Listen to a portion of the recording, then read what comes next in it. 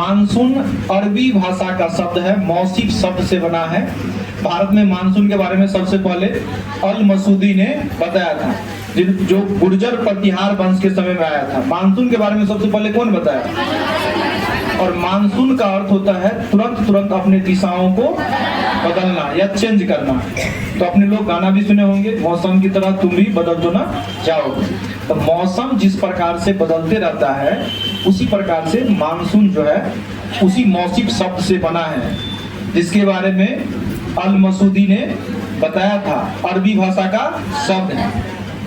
अपने लोग पढ़े हैं कि सूर्य जो है ना 22, 21 और 22 मार्च को विषुवत रेखा पे रहता है और 23 सितंबर को रहता है।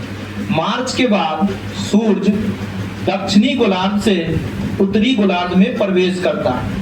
सूर्य की रोशनी जहां जहां जाएगा वहां का वायुमंडल गर्म हो जाएगा और गर्म हो जाने से लो प्रेशर का जोन बनता है। कैसा जोन बनता है? लो प्रेशर का जोन बनता है। तो सूर्य जो है 21 मार्च के बाद कौन सा गोलार्ध में प्रवेश करेगा? दक्षिणी गोलार्ध से उत्तरी गोलार्ध में प्रवेश करेगा। जब सूर्य जो है उत्तरी गोलार्ध में प्रवेश करता है तो भारत के जो नीचे का वायुमंडल है इसको गर्म कर देता है।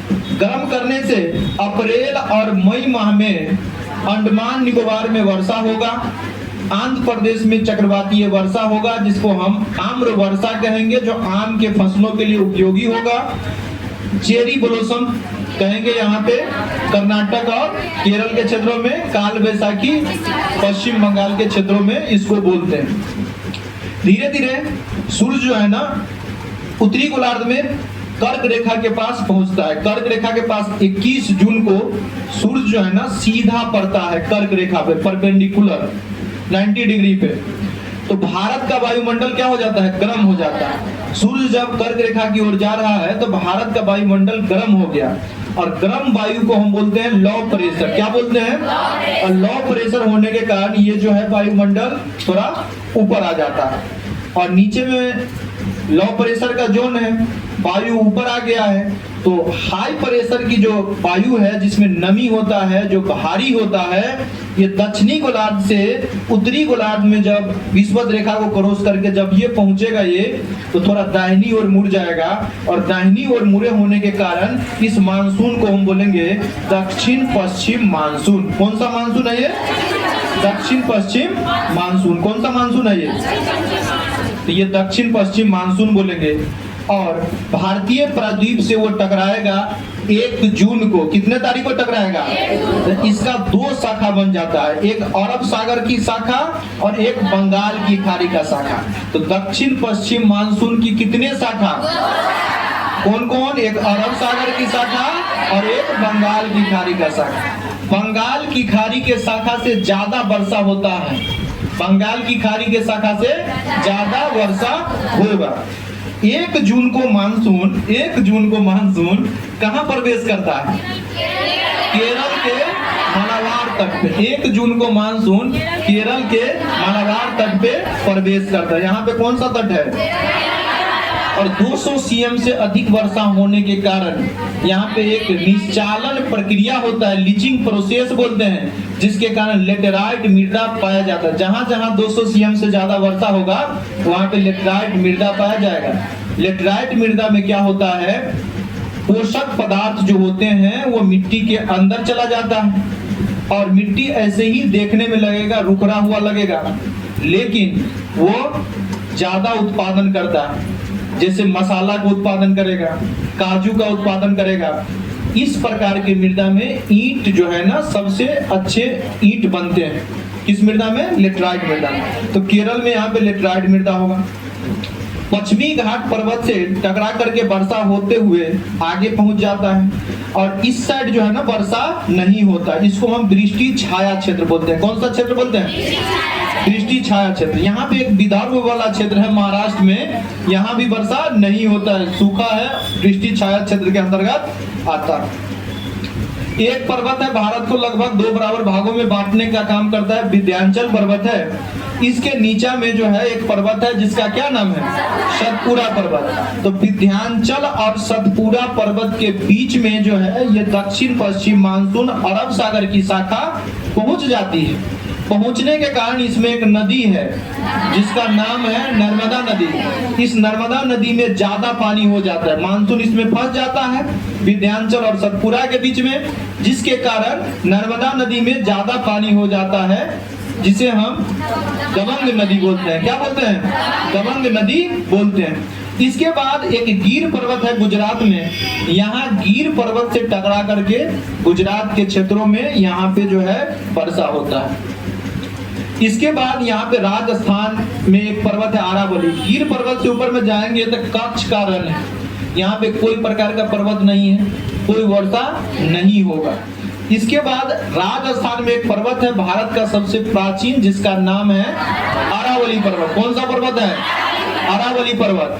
अरावली पर्वत यह दक्षिण पश्चिम मानसून के समांतर में आ जाता है, जिसके कारण राजस्थान में वर्षा नहीं होता है। अरावली पर्वत दक्षिण पश्चिम मानसून है, इसके क्या हो गया, समांतर में आ जाने के कारण राजस्थान में वर्षा नहीं हुआ।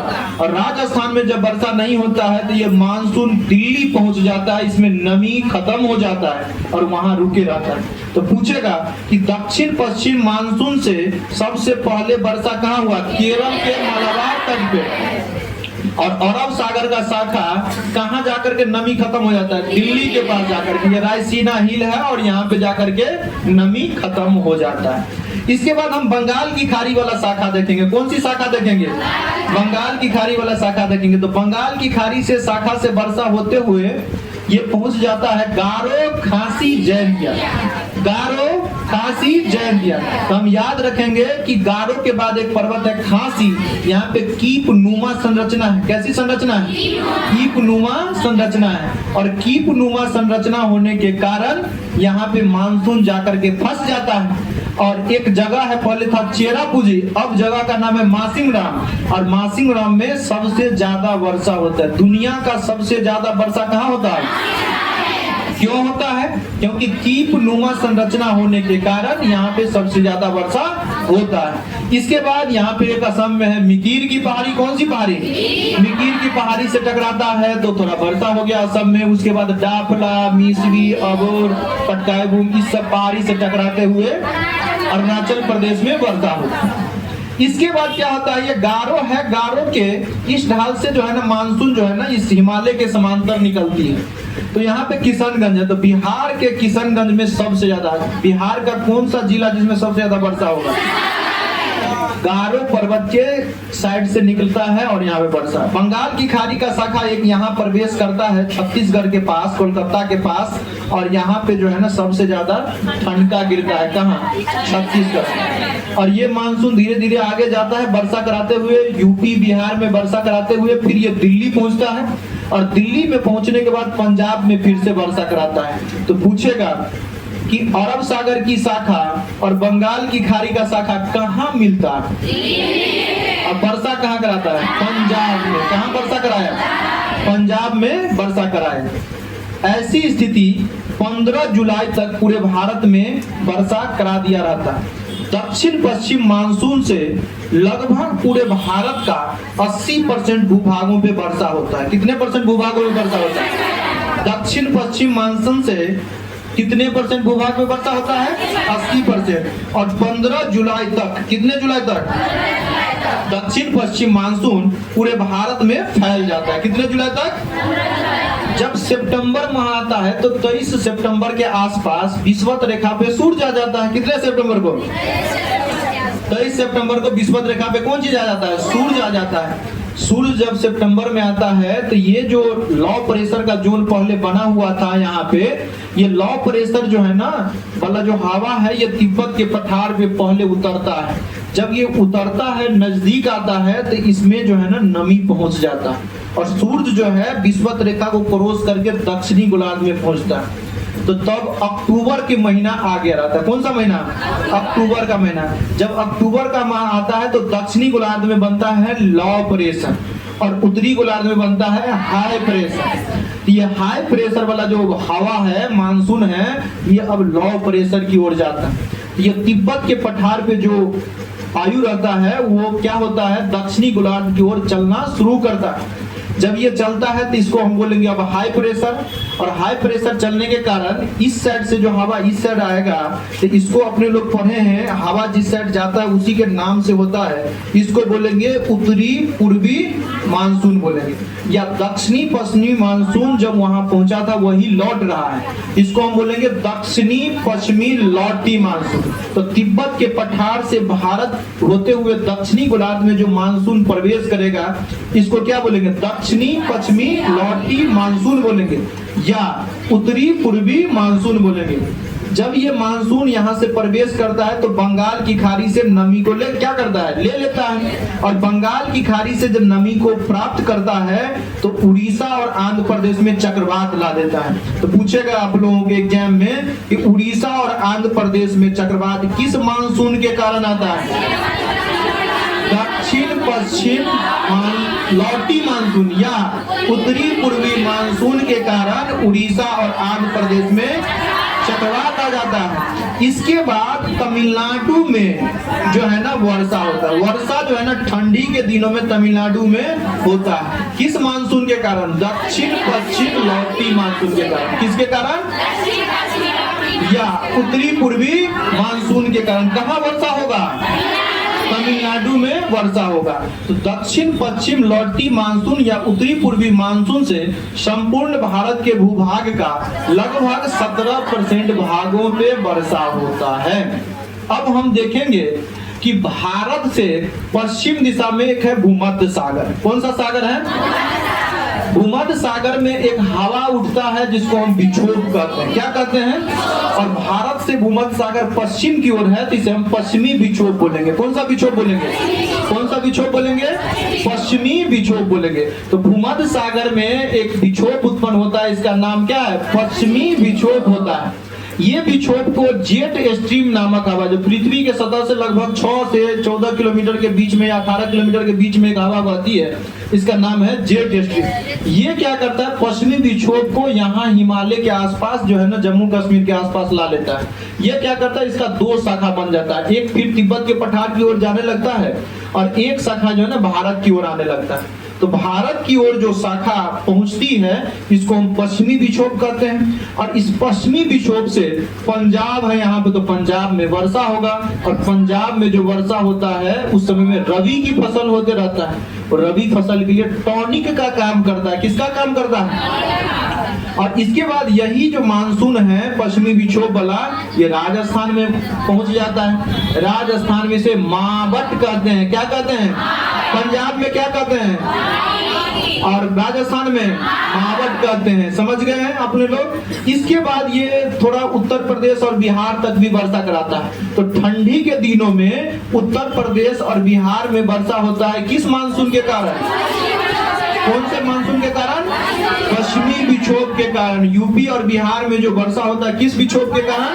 पश्चिमी विक्षोभ के कारण। और 17% और 80% को जोड़ेंगे तो 97%, और 3% वर्षा जो होगा अपने लोगों को पश्चिमी विक्षोभ के कारण होगा। किसके कारण होगा, तो पूछेगा आपके एग्जाम में कि ठंडी के दिनों में यूपी और बिहार में वर्षा होता है, किसके कारण, पंजाब में वर्षा होता है।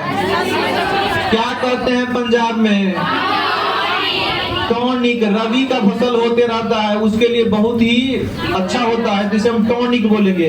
राजस्थान में क्या कहेंगे, मावट कहेंगे। क्या कहेंगे, मावट कहेंगे। तो याद रखना है कि बिहार और यूपी में ठंडी के दिनों में वर्षा होता है पश्चिमी विक्षोभ के कारण, और तमिलनाडु में वर्षा होता है दक्षिण पश्चिम लौटी मानसून या उत्तरी पूर्वी मानसून के कारण वर्षा होता है। ये भी बात अपने लोग समझ गए। तो आप लोगों के एग्जाम में क्वेश्चन पूछता है इनमें से कौन सा नदी है जिसमें दक्षिण पश्चिम जो है ना मानसून के कारण भी वर्षा होता है, और लौटती हुई मानसून जो है जिसको हम उत्तरी पूर्वी मानसून कहेंगे, इसमें भी वर्षा होता है। यहाँ पे पढ़े कावेरी नदी, कावेरी नदी में दक्षिण पश्चिम मानसून से भी वर्षा होगा। जाते समय में तमिलनाडु के निचला भाग में थोड़ा वर्षा होता है, जिसके कारण यहाँ पे वर्षा हो ही जाता है कावेरी नदी में। तो दोनों मानसून से वर्षा किस नदी में होता है? ठंडी के दिनों में वर्षा तमिलनाडु में किसके कारण? और यहाँ पे पंजाब में पश्चिमी बीचों, और मानसून जो पश्चिमी घाट पर्वत से टकराता है तो इसी साइड वर्षा होता है, इस साइड वर्षा नहीं होता। इसको हम वृष्टि छाया क्षेत्र कहेंगे। क्या कहेंगे? वृष्टि छाया क्षेत्र। विदर्भ के क्षेत्रों में वर्षा नहीं होता है, वृष्टि छाया क्षेत्र इसे कहेंगे। आप लोग इसी तरह से समझ कर रहिए। Welcome to Gurukul GS academy. 3 बजे से 2 बजे से हम लोगों का एक बैच है, जिसमें आज से समझिए कि कॉस्मोलॉजी खत्म हुआ है, उसमें नया चालू करेंगे। कोई भी आकर के पढ़ सकता है।